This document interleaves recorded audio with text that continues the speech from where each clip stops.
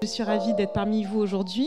J'ai la chance de modérer, d'animer cette table ronde sur le thème donc, des industries culturelles et créatives comme vecteur d'inclusion et de cohésion sociale.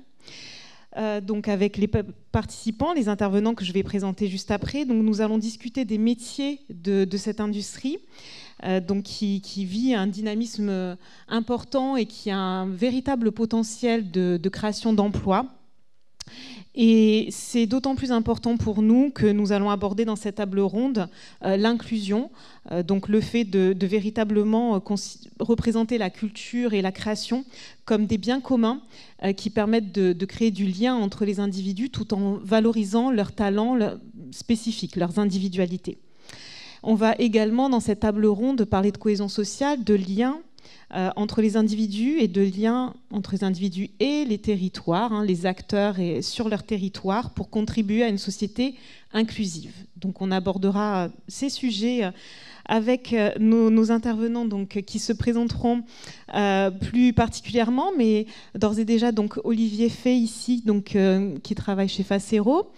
Ralph Butcher qui représente la société donc, Séquence Clé Production.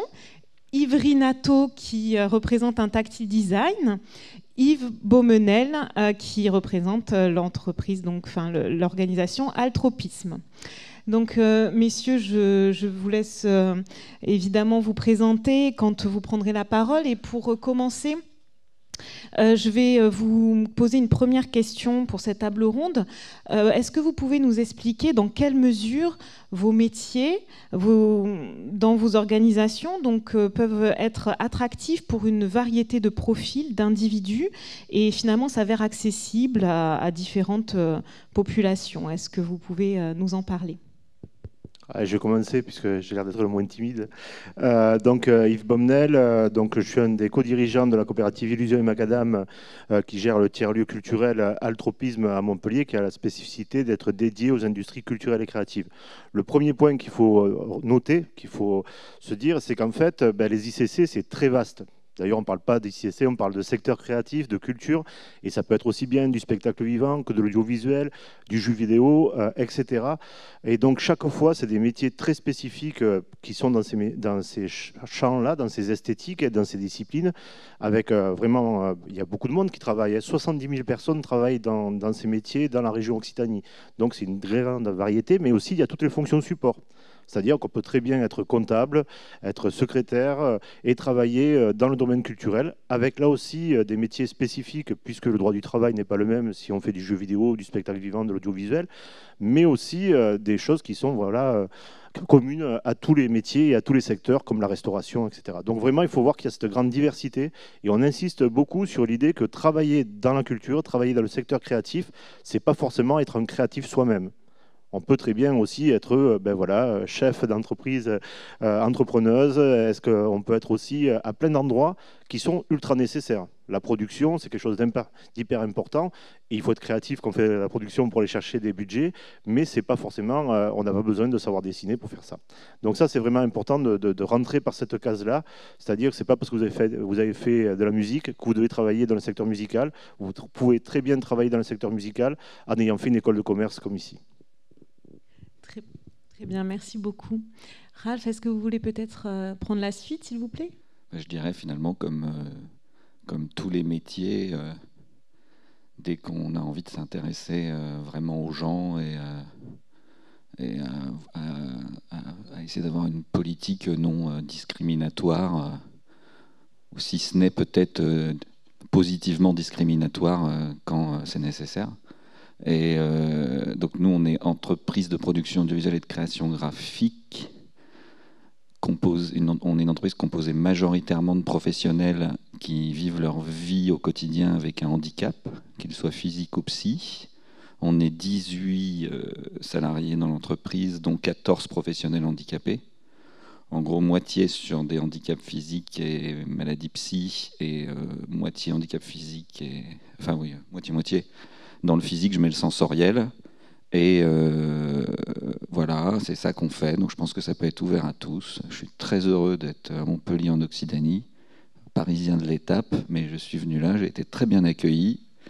Et on aimerait beaucoup mettre en place, nous, des partenariats avec des sociétés de production locales et créer aussi ici un département de ce qu'on fait déjà à Paris, de formation, montée en compétences de personnes handicapées qui veulent devenir des professionnels de nos métiers. Donc très heureux d'être là aujourd'hui. Merci, on partage ce bonheur hein, d'être ensemble, ce plaisir d'être ensemble. Donc, est-ce qu'on peut...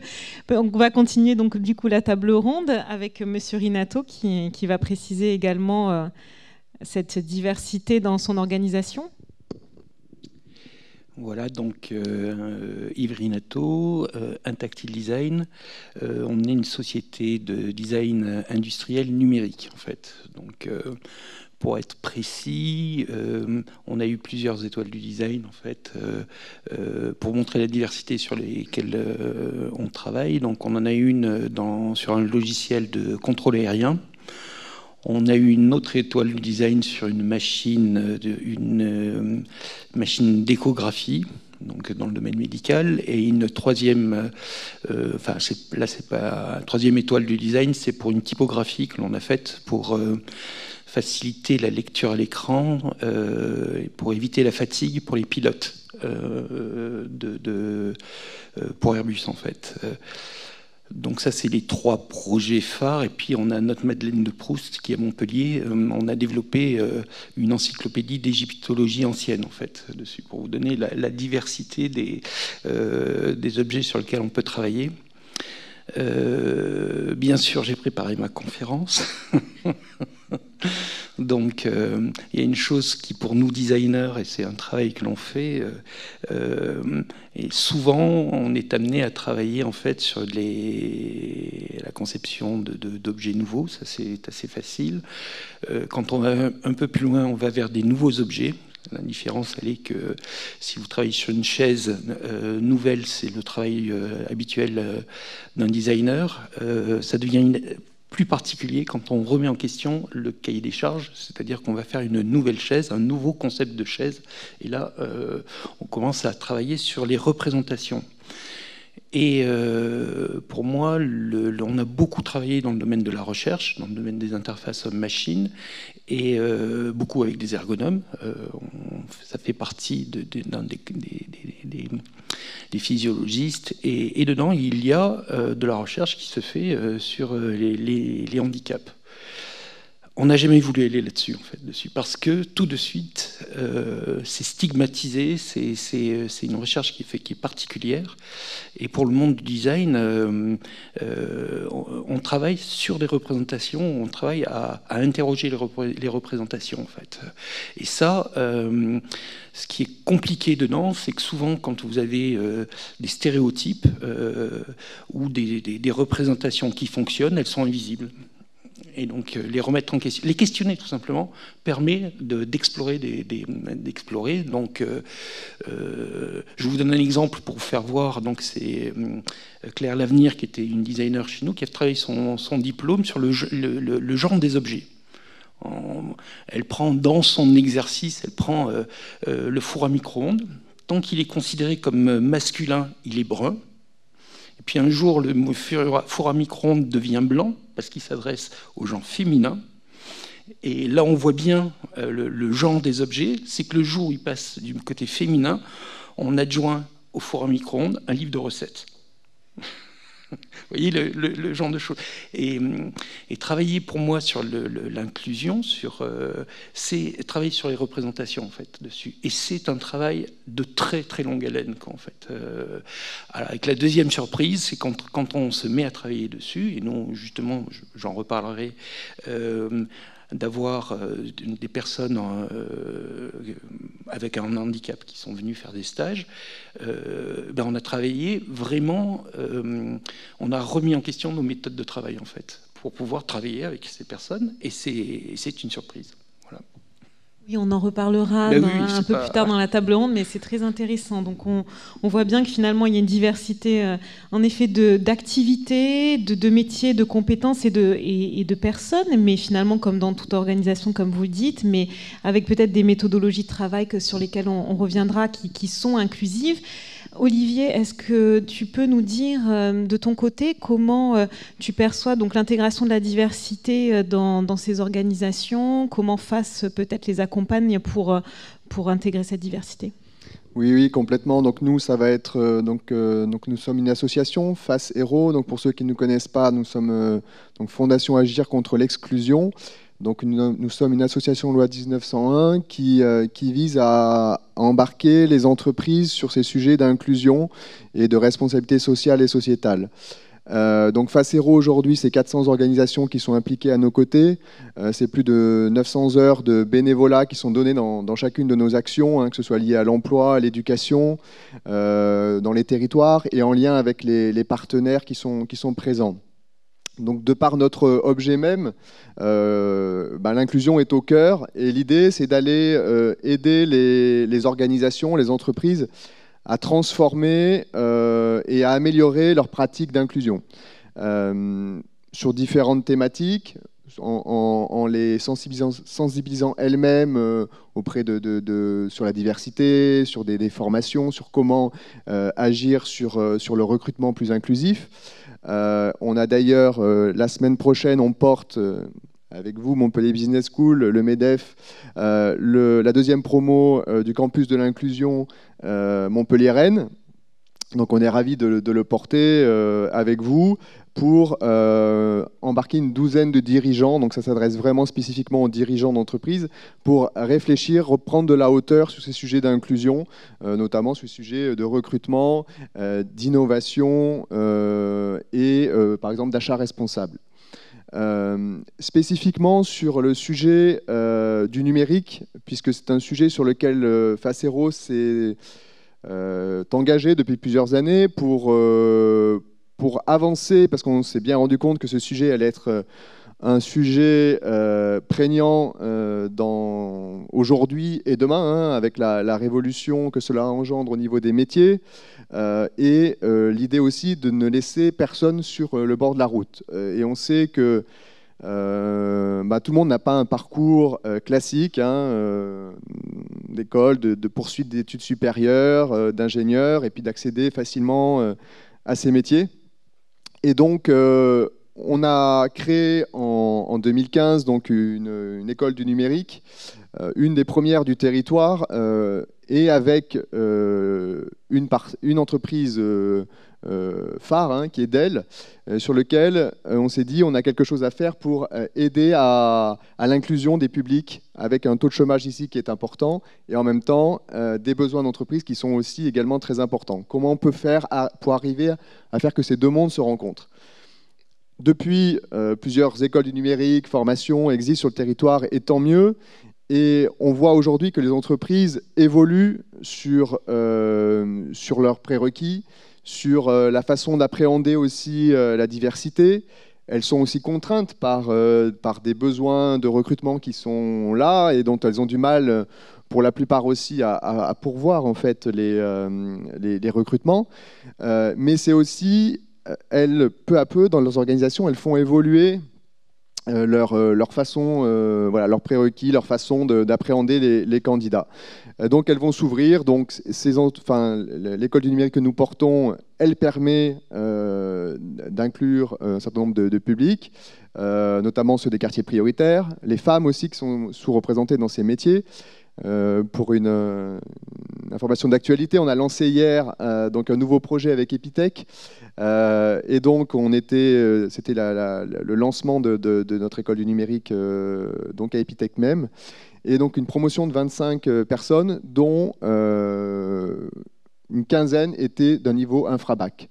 Et ces jeunes, ce qui m'a touché dans cette présentation, c'est qu'un des jeunes qui était résident à la Paillade, qui a passé par un CAP cuisine, qui s'est beaucoup cherché, mais qui avait quand même ce goût et cette appétence pour les métiers du numérique, s'est donné les moyens. Et donc c'est un partenariat fort qu'on a avec la mission locale qui nous a aidé aussi à cibler ces publics. Et ce jeune a été ravi quand sa conseillère l'a appelé en disant voilà une proposition qui peut te permettre d'accéder à ces métiers. Il nous a dit pour moi, je pensais jamais pouvoir intégrer Epitech, et aujourd'hui, c'est une possibilité énorme pour moi, et j'ai envie de continuer jusqu'à un bac+5. Voilà. Donc voilà un exemple très concret. Voilà. Et ces entreprises, demain, la deuxième année, c'est une alternance qui s'ouvre à eux, et les entreprises, après cette année de formation, voilà, sont déjà très impliquées, parce que l'idée, c'est de faire impliquer les entreprises tout au long de la formation, et les entreprises sont très engagées et ouvrent leurs portes à ces publics. Voilà pour quelques exemples de ce que nous menons. Merci Olivier. Et d'ailleurs, ça me permet peut-être de vous renvoyer cette question du recrutement inclusif. Est-ce que vous pouvez parler justement des leviers, des canaux que vous utilisez pour recruter, pour essayer d'attirer de cette diversité qui vous est chère dans ce secteur? Est-ce que vous travaillez avec certains acteurs, comme là on a vu que FACE travaille avec les entreprises? Est-ce que vous avez des stratégies spécifiques? Comment vous vous y prenez pour représenter cette société diverse? Le recrutement sauvage dans la rue, quand le handicap est visible. Non, mais j'ai dit ça sans blaguer, en plus, on l'a déjà fait. C'est drôle. Voilà. Non, les canaux... Est-ce que vous arrivez Franchement, c'est la sollicitation des gens qui envoient des CV spontanément, en découvrant la structure. Après, c'est des questions de culture. Donc, quand on reçoit les CV, la consigne chez nous, c'est de ne pas les regarder et de rencontrer les gens, et de parler avec eux et de ne pas être déformé par ce qui a été envoyé avant par le CV, et qui peut être trop enfermant parfois. Donc voilà, je sais que c'est pas... on a une culture, nous, très très formatée. Donc la culture, je parle de notre culture nationale, très, très formatée, très sclérosée, très sclérosante. Donc en fait, il y a une nécessité de quand même briser beaucoup de barrières. Et après, après on a les Cap Emploi, les Pôles Emploi vont nous envoyer, il y a plein de structures qui vont nous envoyer en tout cas nous en direct, pour plein d'autres qui vont nous envoyer des candidatures. Mais généralement, on a eu plutôt des gens qui ont poussé la porte, notamment sur les troubles psy, qui ont insisté, qui sont venus nous voir plusieurs fois. Et quand je dis, et c'est pas une critique, mais c'est parfois, en fait, et comme il y a aussi une casse d'emploi dans notre société, dans les administrations publiques, en fait, les conseillers Pôle emploi ou les conseillers Pôle emploi ne peuvent pas suivre tout le monde. À un moment donné, on parle d'être humain, donc on ne peut pas suivre 300 ou 400 personnes et les connaître.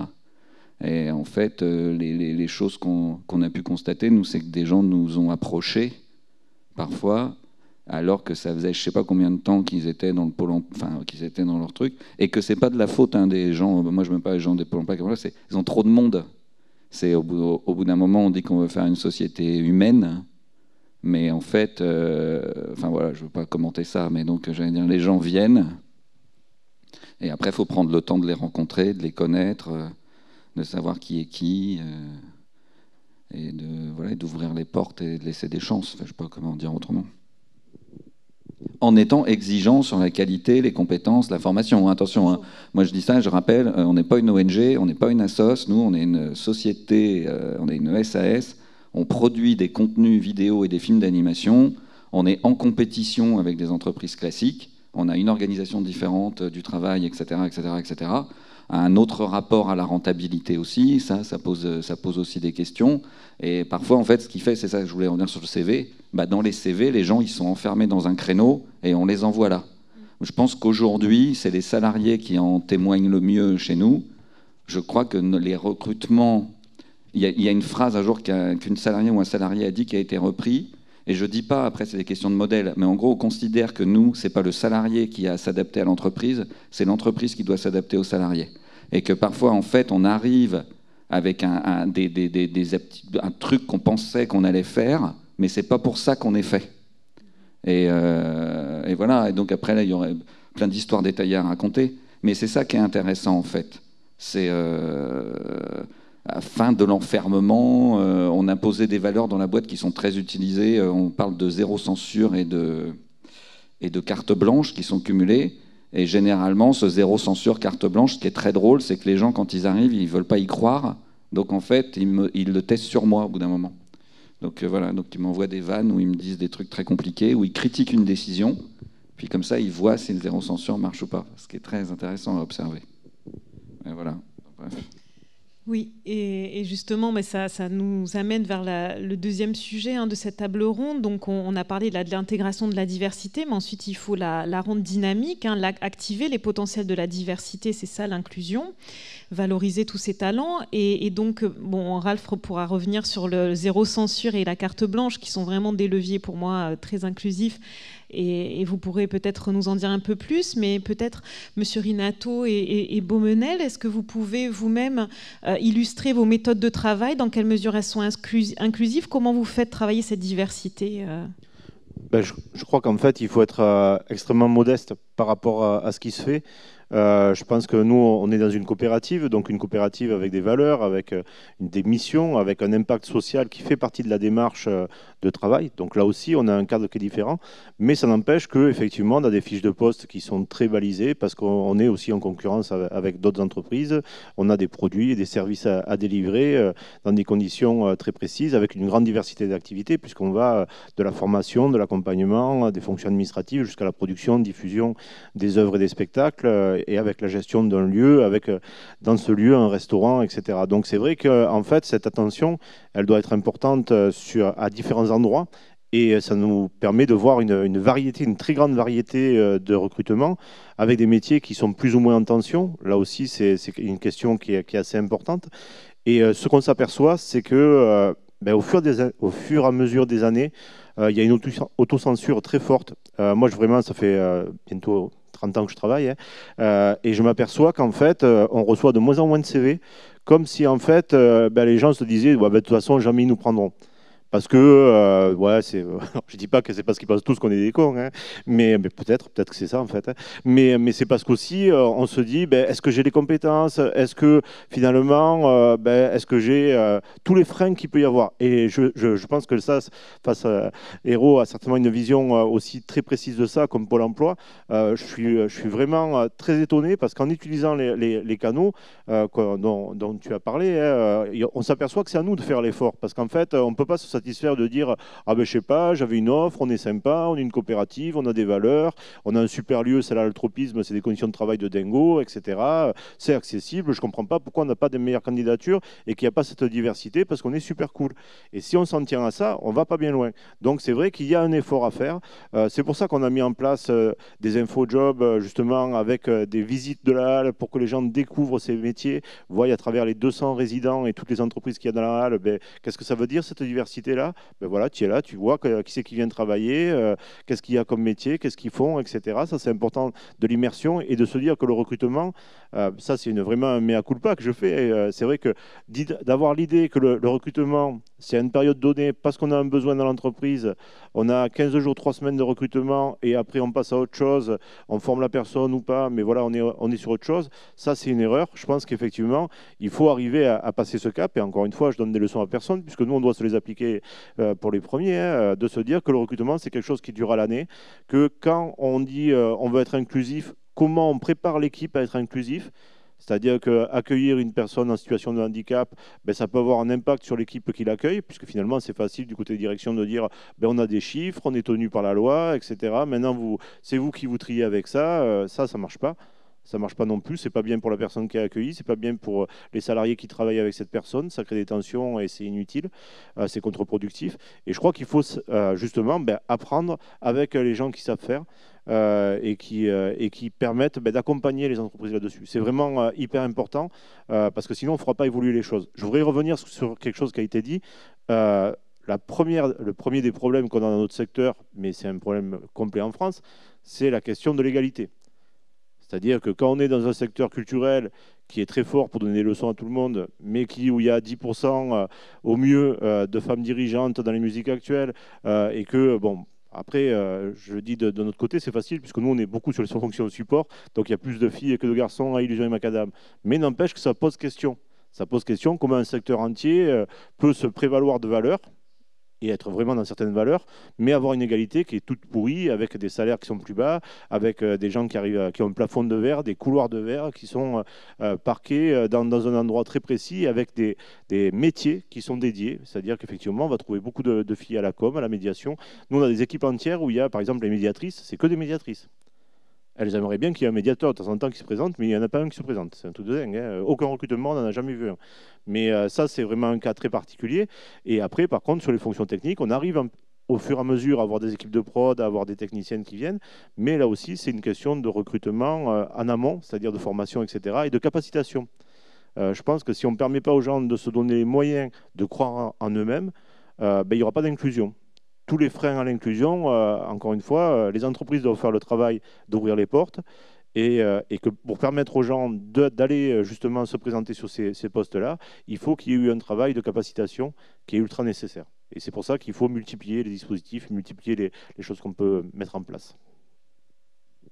C'est très intéressant. Et justement, vous parliez de lutter contre l'autocensure, donc notamment qui sont des freins pour les femmes, pour certaines aussi pour les plus jeunes ou les plus âgés, parce que c'est les premières populations qui s'autocensurent également dans le contexte professionnel. Et donc, est-ce que vous voyez finalement des façons de procéder pour essayer de combattre cette autocensure? Qu'est-ce que vous... Alors effectivement, cette autocensure, c'est difficile, puisque je pense que ça passe par de l'information. Et puis on a une culture nationale où à l'école on t'a dit tu es nul, on t'a pas dit ah c'est super, tu arrives à écrire, on t'a dit tu as fait trop de fautes dans ta dictée, etc. etc. Et alors l'éducation nationale fait du taf, hein, mais on a quand même plein de mentalités à avoir. Et quand on voit dans d'autres pays où dès qu'un enfant réussit quelque chose, on le met en avant sur sa réussite. Moi, le souvenir que j'ai de ma scolarité, c'était plutôt, et j'étais plutôt bon élève, donc je n'avais pas de souci avec ça, mais c'était plutôt de dire, quand tu fais une faute, on te met au piquet. Par contre, quand tu réussis, c'est normal. Le minimum qu'on attend de toi, c'est que tu as des super profs, tu as super assuré, c'est normal, c'est le minimum. Et ça ne marche pas, parce qu'en fait, déjà, tous ceux qui décrochent, ils décrochent. Et même les autres, ils sont fragilisés, ils ne sont pas avec cette mentalité. On peut rigoler de la mentalité américaine, anglo-saxonne, un peu yes we win, hein, mais n'empêche que ça fait des individus qui ont envie d'y aller, quoi. Alors pas tout le temps, hein, mais il y a plein de difficultés dans ces pays-là, mais nous, ça c'est vraiment une première question. Après, nous on monte des dispositifs, on a monté un dispositif qui s'appelle S'insérer par l'échange de compétences et la collaboration, qui est un dispositif dédié vraiment aux personnes qui veulent s'insérer dans les industries culturelles et créatives, en ayant un recrutement qui soit le plus ouvert possible, que ce soit des parcours soit de création d'activité, soit des parcours de recherche d'emploi à travers du salariat. Et dans ce recrutement, on a eu une certaine diversité par rapport aux gens qui sont venus. Il y a eu essentiellement des femmes d'ailleurs, on n'avait qu'un seul garçon pour une dizaine de filles, et après on a vu aussi des gens qui sont venus qui étaient des étrangers, des gens d'origine étrangère plus exactement, voire qui étaient encore étrangers, et c'est vrai qu'en fait il y avait un besoin de prendre confiance en soi. Après, on a eu tout un dispositif d'accompagnement. C'était avec Simplon, donc il y avait une partie effectivement de compétences digitales qui était moins nécessaire finalement sur le panel qu'on a eu cette année, puis c'était quelque chose d'expérimental qu'on a monté à l'altropisme. On a eu aussi une collaboration avec les CMA qui sont des spécialistes de l'accompagnement, avec Contextar qui sont des spécialistes aussi de l'accompagnement et de l'insertion, avec Smart aussi, la coopérative d'emploi. C'est vrai que c'était important justement de regrouper, de casser aussi nos filtres à nous, de se regrouper, de faire un consortium pour pouvoir apporter notre réseau, nos savoir-faire et travailler à une montée en compétences. À la fin du dispositif, là ça a fini en octobre, on a, on va dire, des taux de retour positifs, des taux de sortie positifs, comme on dit dans le jargon de l'insertion. On est très contents, les gens en partie ont trouvé du travail, ont rebondi sur des projets, que ce soit leur projet personnel de création d'activité ou du salariat. Et on a quasiment tout le monde qui est pas à la rue, donc ça c'est super. C'est une expérimentation, donc on ne va pas crier oh, super, avec 10 personnes on a sauvé la France, loin s'en faut, hein, mais je crois qu'il faut multiplier les tests comme ça, multiplier les zones de contact, quoi. Merci.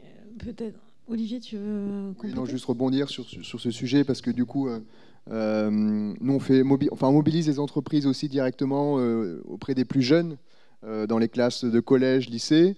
L'année prochaine même, on va aller normalement dans les classes de primaire aussi, parce que c'est aussi là où ça se joue.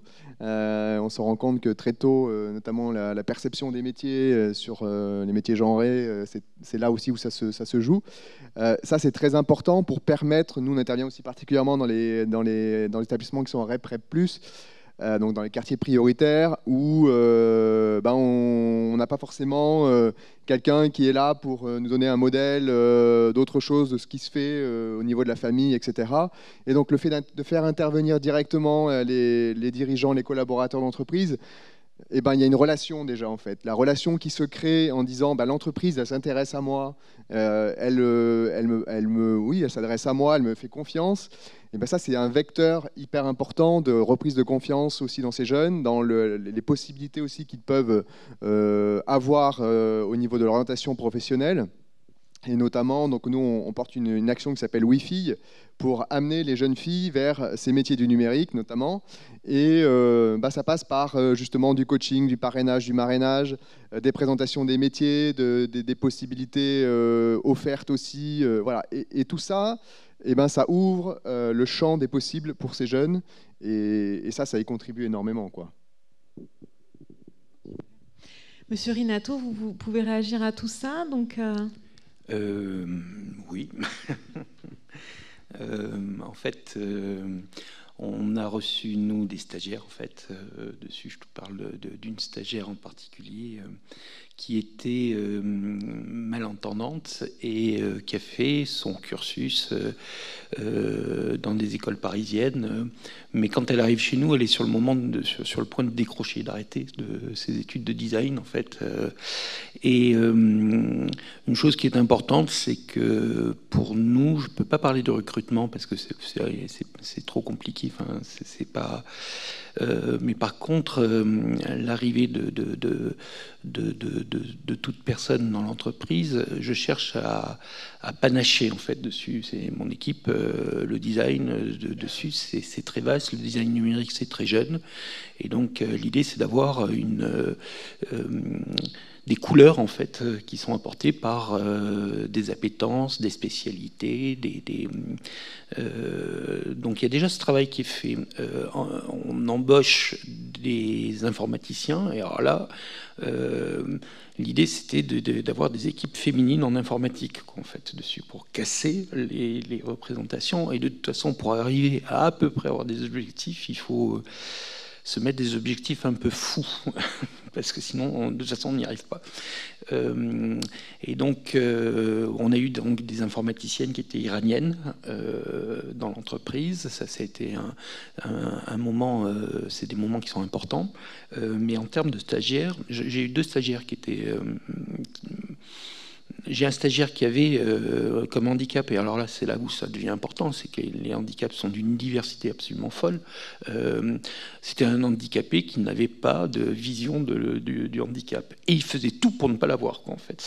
Ça c'est très important. Donc c'était un jeune homme qui avait la maladie des os de verre, quoi, en fait, dessus. Donc, et alors sa stratégie, c'était de se présenter à des embauches à la suite du stage qu'il fait chez nous, c'est ce qu'il va continuer de faire. Et puis, il est embauché, et à ce moment-là, il indique comme quoi il est handicapé, quoi, en fait, de manière à pouvoir profiter à l'entreprise, mais de ne pas être stigmatisé initialement comme handicapé, pour vous donner la chose. Donc, il fait carrière, maintenant il est au Japon, je veux dire, c'est pas... mais c'était ce truc, et nous, on ne fait pas de différence... quand on a quelqu'un qui vient, on ne cherche pas à faire de différence sur le... ça va être une couleur, comme d'autres vont être spécialisés en 3D. Et quand on reçoit Anne-Laure, on la reçoit, quoi, en fait, au démarrage, comme stagiaire pendant 6 mois. Et on est par contre obligé d'adapter nos méthodes de travail, puisqu'on fait de la conception participative à la création d'intelligence collective. Et donc, on se met à re-questionner, en fait, comment on va travailler. Et on va inventer un outil qu'on appelle chez nous le micro, maintenant. qui est un objet, quoi, en fait, qui au moment pendant l'instant, pendant la période de conception participative, quand ça devient bizarre, quand quelqu'un prend trop la parole, ben, on va faire tourner la parole en inventant un objet symbolique qui est un micro, en fait, pour que chacun puisse donner puisse prendre la parole, chacun puisse donner des idées, et ça devient, c'est un outil qu'on exploite, et ça vient de ce travail qu'on faisait avec elle, puisqu'elle, pour pouvoir participer, il fallait que chacun parle, et jamais en même temps, en fait, pour pouvoir entendre ce qui se passait. En fait, vous voyez le principe. Et ça, pour moi, c'est ça a été capital. Au bout de 6 mois, elle a retrouvé la pêche. Elle a décidé de revenir à l'école de design sur Paris et de se faire aider. Et puis, bon, maintenant elle est designer chez Safran, quoi, en fait, dessus. Donc, et elle était avant chez Dassault Systèmes, en fait, dessus. Et alors Dassault Systèmes, chez Safran, elle est une responsable, une directrice du design, en fait, dessus. Vous voyez et ça, pour moi, c'est important. Et dans le domaine du design, je vous parlais tout à l'heure de comment on peut prendre en charge ce genre de problème. Une des façons que l'on a fait plusieurs fois, c'est d'inclure la problématique initialement, quoi, en fait. Si vous faites une cuisine, ça c'était le cas pour des non-voyants, et ben, si vous faites une cuisine pour des non-voyants, vous allez sortir un objet qui est trop cher, stigmatisé. Par contre, ce qui est intéressant, c'est de comprendre qu'est-ce que le handicap que l'on va viser, d'interpréter le cahier des charges par rapport à ça, et de l'inclure dans le cahier des charges d'une cuisine intégrée pour tout le monde. Donc ça, c'est encore une fois, c'est Claire Lavenir qui avait travaillé sur son diplôme là-dessus, et ça permet de faire un objet qui n'est pas plus cher que les autres, puisqu'il est et en fait de tenir compte de cette spécificité, de ce type d'handicap pour ça. Et ça, c'est vraiment intéressant. Alors je vous dis sur les objets physiques, en fait, et c'est je trouve une très très bonne façon de faire pour pouvoir parler d'inclusion, quoi. Tout à fait. Et on voit bien que, comme vous le dites, ça fait avancer tout le monde, et le collectif et les individus qui prennent part. Ralph, est-ce que vous pouvez du coup, dans la continuité, nous raconter comment vous mettez en place vos pratiques donc justement, on parlait d'autocensure, de lutter de zéro censure et de carte blanche. Est-ce que ça marche finalement tout le temps ? Comment vous... Parce que ça a l'air comme ça, c'est vrai que c'est très attractif, mais finalement, comment concrètement ça se passe ?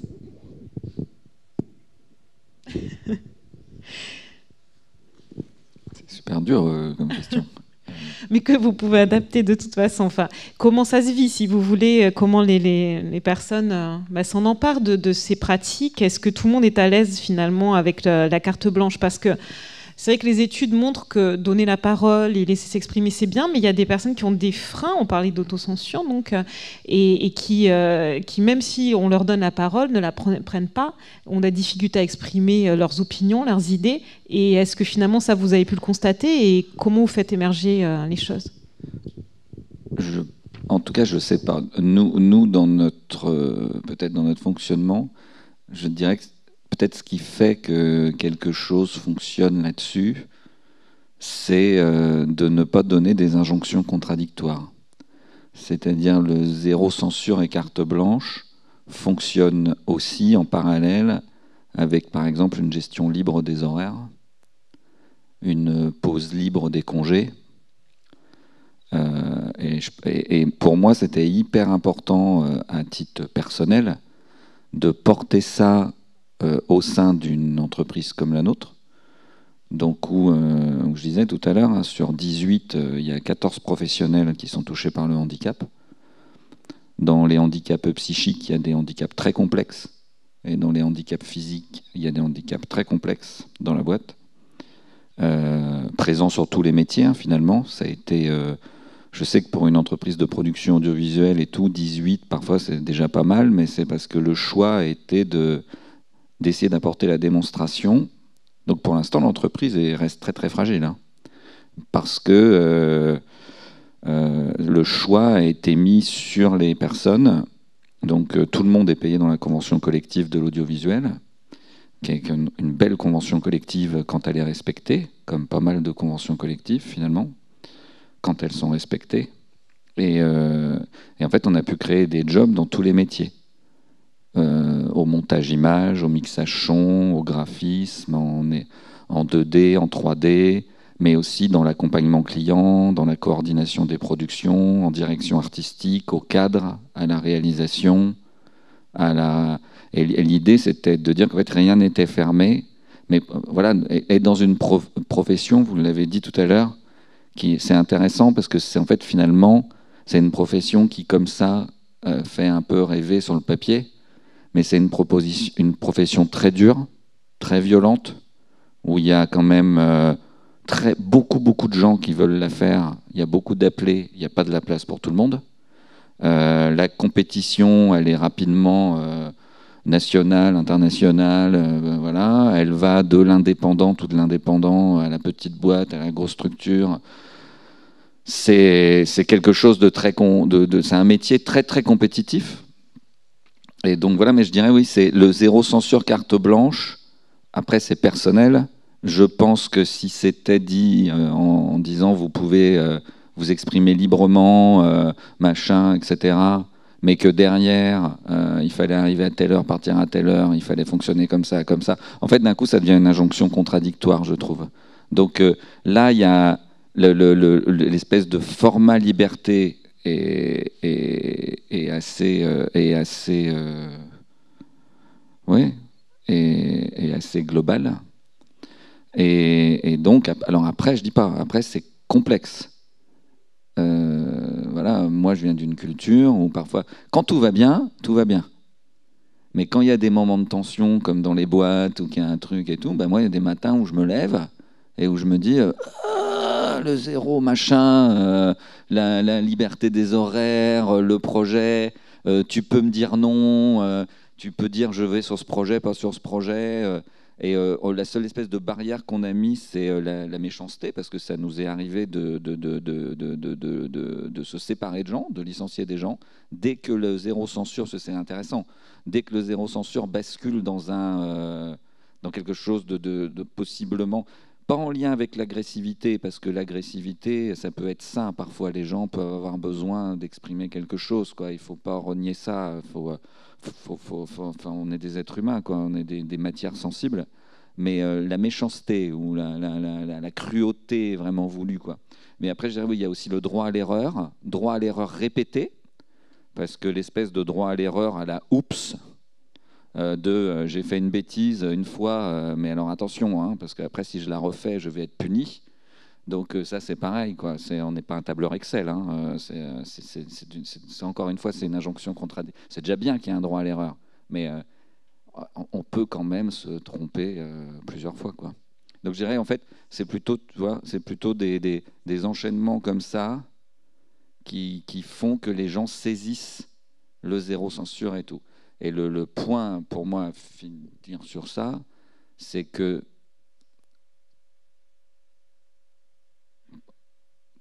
il y a des jours, je suis bien luné, je suis de bonne humeur. Il y a des jours, ça va pas, et des jours, je suis fatigué, des jours, je veux pas aller bosser, casser tous ces trucs de dirigeants de boîte, quand il y a des je sais pas quoi, mais parfois, j'ai pas envie d'y aller non plus, ça fait chier et tout. Il faut y aller. Mais chaque matin, par contre, il y a des matins où je me réveille et où je n'ai pas la forme et tout. Mais chaque jour, je reprends la décision de me dire ok, est-ce que je veux vivre dans un monde où, même en étant dirigeant, dans un monde où c'est toujours la rentabilité, le profit, le machin, le comme je suis dirigeant, les gens ils vont faire comme je veux moi, comme truc, très souvent. Quand en plus je me réveille et que je ne suis pas de bonne humeur et tout, j'ai envie de ça finalement. Je suis dirigeant, je suis le président de ma boîte, je pourrais faire... voilà. Mais je prends la décision de dire je veux croire à un monde différent. Et donc, on partage le pouvoir, on se prépare à des gens qui vont nous dire moi aujourd'hui j'ai envie de faire comme ça et ça va foutre les boules comme ça parce que ce jour-là on n'est pas de bonne humeur, mais c'est pas grave, on sourit. Enfin, c'est l'ouverture, c'est un choix quotidien, je trouve. Et y a pas de, vous l'avez dit tout à l'heure, c'est pas facile, il n'y a pas tout ça, c'est pas vrai en fait, c'est tout. Voilà, c'est personnel, hein, mais voilà, avec le cœur. Très bien, messieurs, il reste quelques minutes. Est-ce qu'on peut peut-être conclure sur cette notion de cohésion sociale et dans quelle mesure vous y contribuez dans vos approches, puisqu'on a beaucoup parlé de libérer les individus, c'est une dimension de l'inclusion, mais il faut aussi faire ensemble, partager. Vous en avez aussi parlé, mais finalement, voilà, la contribution, et comme Raph le disait, mais moi, voilà, ça motive de dire je contribue à une société qui va essayer de contribuer à améliorer les choses. Donc, comment vous voyez ça via la cohésion? Est-ce que vous avez des choses à partager en conclusion?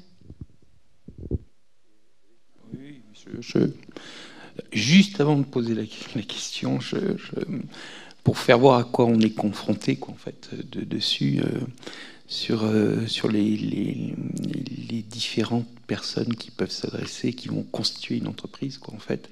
Et là, je vois cohésion sociale. Ces histoires de télétravail, pour nous, ça a été terrible, parce qu'on parle de cohésion sociale, de cohésion d'entreprise. C'est très facile de perdre le sens de l'équipe dessus. Ça, c'est un truc. Donc déjà, on en est là. Ce que je voulais juste te dire, c'est sur les gens qui se présentent, les jeunes qui se présentent chez nous, sur la capacité d'employabilité, en fait, dessus. On se retrouve avec des gens qui ont des personnes qui viennent, qui ont des difficultés. Et alors, ce qui est pour nous terrible, c'est que quand on a des jeunes stagiaires qui sont en troisième, qui demandent un petit stage, des fois sont dans de meilleures dispositions qu'un jeune homme qui a un doctorat. Et un petit jeune qui sort de troisième, on dit on ne sait pas quoi faire, on ne sait pas où le mettre, mais on va le prendre. Enfin, on est tombé sur des jeunes pugnaces. Bon, écoute, tu vas interroger 50 boîtes. Si tu interroges 50 boîtes, tu peux revenir. On va regarder. Et les gars, il était venu avec sa liste de boîtes, les personnes qu'il avait contactées. Vraiment, c'était d'un dynamisme. Donc il y a ça qui se passe, en fait, dessus. Et moi, pour nous, c'est compliqué parce que très rapidement, nos chefs de projet sont en lien avec des dirigeants des dirigeants d'entreprise. Donc la manière de se présenter, la manière d'être, la politesse, tout ça, devoir former des jeunes sur des cours de maintien, c'est terrible, en fait, parce qu'on s'y attend pas, en fait, au démarrage. Donc voilà, je veux dire, ça, c'est très compliqué. Et puis, alors, en conclusion, moi, j'ai la question que vous me posiez, qu'est-ce que ça apporte à l'entreprise, en fait, dessus. Et moi, toutes ces rencontres, c'est de la richesse, quoi. Et j'ai tendance à dire, je mettais sous mes mails, inné de richesse face à la crise économique, inné de richesse que d'hommes, et puis j'ai transformé ça, et puis j'ai marqué inné de richesse que de femmes, quoi, pour montrer les représentations que l'on doit casser à chaque fois. Justement, messieurs, donc Olivier aussi, dans quelle mesure, en effet, on peut en tirer finalement des avantages de cette démarche à un titre organisationnel ou individuel? Je pense qu'effectivement, il y a une grande réflexion à l'heure actuelle sur l'entreprise citoyenne, sur les entreprises à mission. Qu'est-ce que ça veut dire concrètement? Parce que si c'est juste du social washing, on s'en fout. Donc ça, c'est important. C'est quelque chose qui doit faire partie des statuts, des habitudes. Nous, on est dans une coopérative, donc ça va même au-delà, puisque les salariés associés, à tout moment, ils peuvent nous dégager. Je veux dire que c'est le zéro censure en assemblée générale, ça peut aller même très loin, quoi. Donc ça, c'est quelque chose d'intéressant. Et nous, c'est notre volonté d'avoir passé l'association en coopérative, c'était ça, d'aller un peu plus loin en donnant la parole à toutes les parties prenantes. Puisqu'on est dans une SIC, ça veut dire que c'est tous nos partenaires aussi qui ont cette liberté d'action et de gouvernance. Donc partager la gouvernance, partager des valeurs, c'est partager des objectifs. Avoir conscience de son impact social, c'est aussi mettre en place, alors il ne faut pas être complètement dingo de tableur d'évaluation, mais c'est aussi de se poser cette question de temps en temps, qu'est-ce qu'on a fait pour améliorer finalement son impact, savoir que finalement l'entreprise bénéficie de plein de choses. Je parlais tout à l'heure d'éducation nationale. En France, on bénéficie d'infrastructures. La société commune, le travail de tous les Français et de toutes les Françaises, permet d'avoir des infrastructures de dingue, d'avoir une éducation, un niveau d'éducation qui est dingo. Donc, ça veut dire que quand même, quand tu recrutes des gens, tu as des gens incroyables, talentueux, etc. Tout ça, c'est ce que finalement l'entreprise retire de la société, des clients incroyables, etc.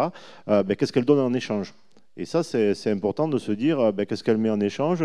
Est-ce qu'elle fait partie de cette société et d'avoir une action positive sur la communauté en accueillant des gens de la diversité, en étant moins, on va dire, une source d'oppression qu'une source de délivrance et d'émancipation. Donc ça, c'est vraiment des choses, c'est pas que des mots, c'est comment on le met en action.